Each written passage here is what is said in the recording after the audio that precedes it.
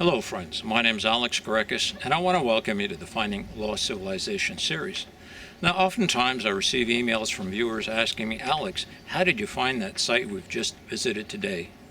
Now before I go trekking out to a site, there's 5 things I try to do.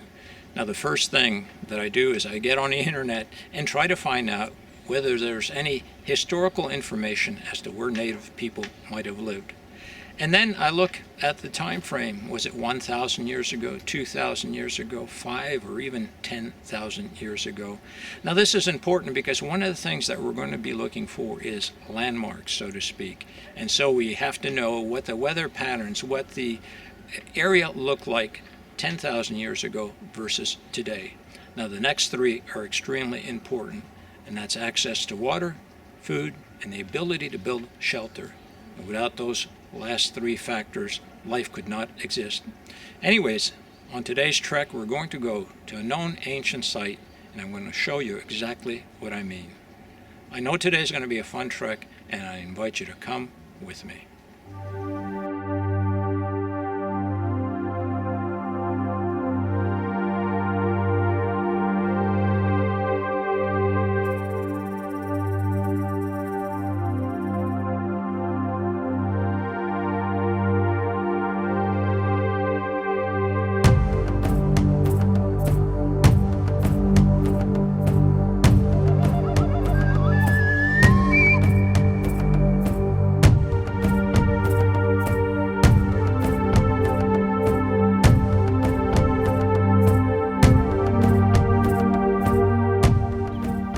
We've just walked up from this creek area directly to our front, and this is a flat plain area before us.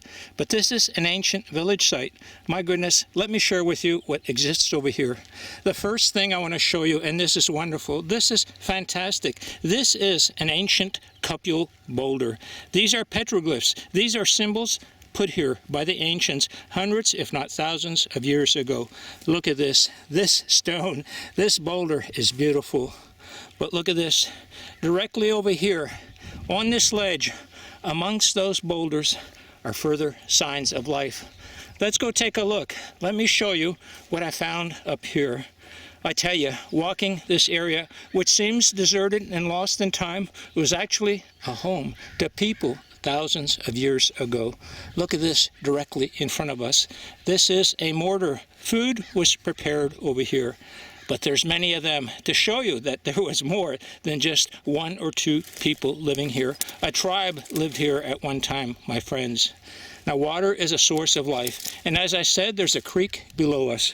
Well, let's explore these boulders. Let's see what else we can find here.